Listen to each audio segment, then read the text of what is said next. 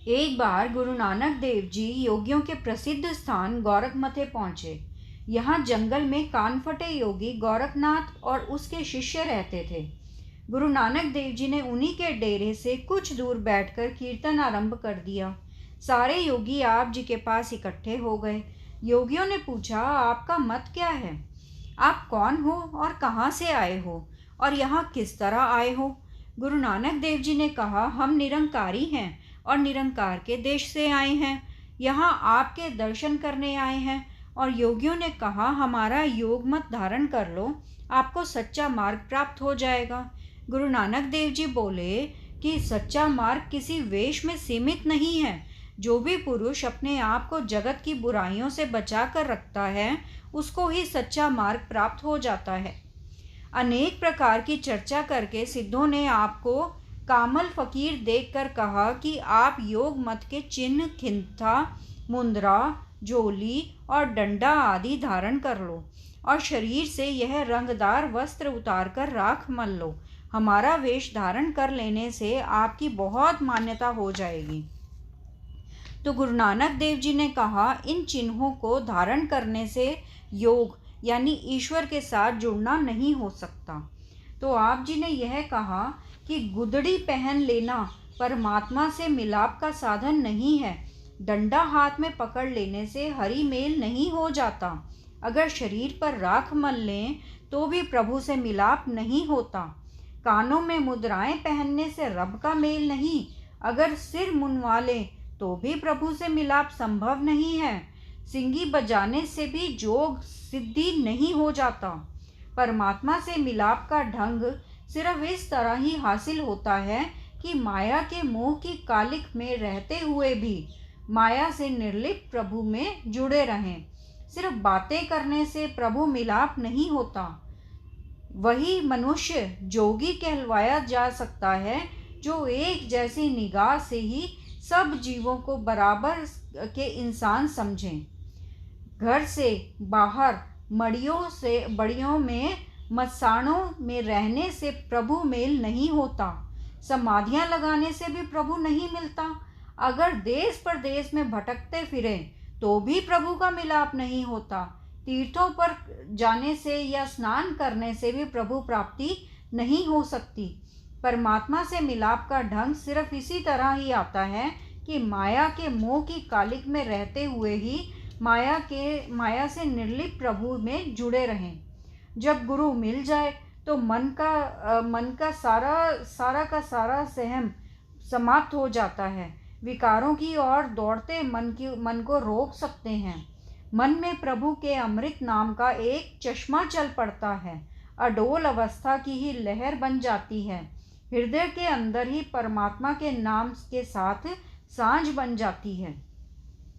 परमात्मा के साथ मिलाप की सलीका सिर्फ इसी तरह आता है कि माया के मोह की कालिक में रहते हुए ही माया से निर्लिप्त प्रभु में जुड़े रहें।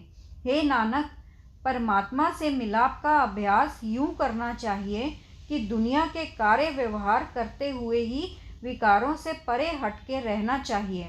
जोगी तो सिंगी का बाजा बजाता है, पर स्मरण अभ्यास करने वाले के अंदर एक ऐसा सुरीला आनंद बनता है कि मानो बिना बाजा बजाए ही सिंगी बज रही हो। जब मनुष्य इस आत्मिक आनंद को पाने लग जाता है तब वह ऐसी आत्मिक अवस्था प्राप्त कर लेता है जिसमें किसी तरह का कोई डर नहीं रह जाता। जब माया के मोह की कालिक में रहते हुए ही माया से निर्लिप्त प्रभु में जुड़े रह सकें तब प्रभु मिलाप का सलीका आ जाता है। हे योगी जनों, खिंता और डंडा धारण करने का, शरीर के ऊपर राख मलना, सिंडी बजाना और सिर मुंडवाने से योग नहीं होता। योग की युक्ति यह है कि माया में रहते हुए ऐसा जीवन व्यतीत करो कि संसार की तरफ से शव समान उडोल अनिश्चित और निर्विकार रहो। फिर जब सिंडी को फूंक मारने के बिना ही अनहद की ध्वनि हो उठे तो अलख निरंजन पद को ग्रहण करते हैं। गुरु नानक देव जी के यह वचन सुनकर सिद्ध आदेश करके अपनी इच्छा से उठकर पहाड़ों की तरफ चले गए। नानक मता प्रसिद्ध होना। सिद्धों के ऊपर इस चर्चा के द्वारा गुरु नानक देव जी की विजय के कारण गोरखमते का नाम नानक मता प्रसिद्ध हो गया। यहाँ पर गुरुद्वारा स्थित है और वैशाखी वाले दिन यहाँ बहुत भारी मेला लगता है। मीठा रीठा।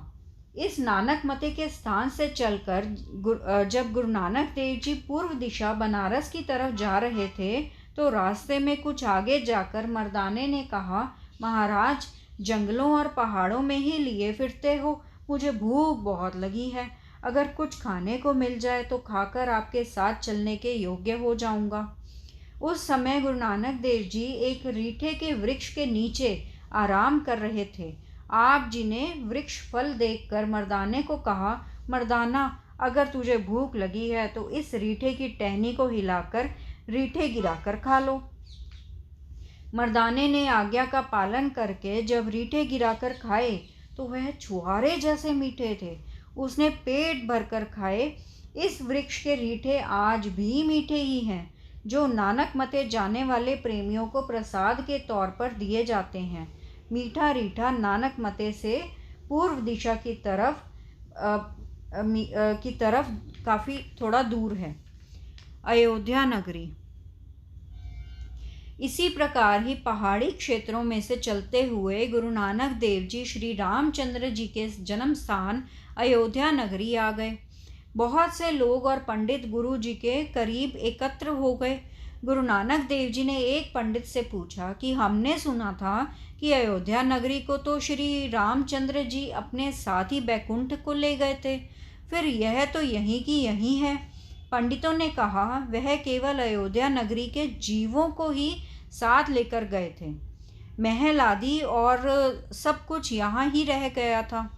गुरु नानक देव जी ने कहा, उन लोगों ने श्री रामचंद्र जी के दर्शन किए थे, जिसके लिए वह उनके साथ ही वैकुंठ को चले गए थे, परंतु तुम लोग जब तक गुरु उपदेश के द्वारा भक्ति धारण नहीं करोगे तब तक तुम वैकुंठ नहीं जा सकते। उन्होंने कहा, गुरु तो कई प्रकार के हैं, हम किस गुरु को धारण करें? तो गुरु नानक देव जी ने कहा, जिसके अपने मन में पूर्ण ज्ञान हो, मोह माया से निर्लेप हो, वह आप भी मुक्त हो जाता है और दूसरे भी जो उसके साथ चलते हैं वह अंत समय वैकुंठ को जाते हैं। गुरु नानक देव जी के यह वचन सुनकर पंडितों ने कहा, महाराज हमें आप ही उपदेश दे दो। तब आप जी ने उनको सत्य नाम का उपदेश देकर सौभाग्यशाली बनाया। काशी यानी बनारस पंडितों के साथ चर्चा। अयोध्या से चलकर गुरु नानक देव जी रास्ते में अपने मिशन का पहाड़ी लोगों में प्रचार करते हुए बनारस पहुँचे। यह शहर हिंदू मत के बड़े बड़े विद्वान पंडितों का केंद्र था।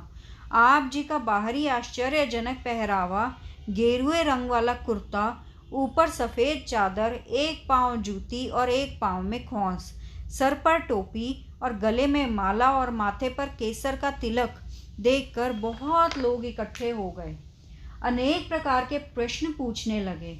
जब लोगों ने देखा कि आप प्रश्नों के उत्तर बड़े गंभीर ढंग से देते हैं तो वह एक विद्वान पंडित चतरदास को बुला लाए।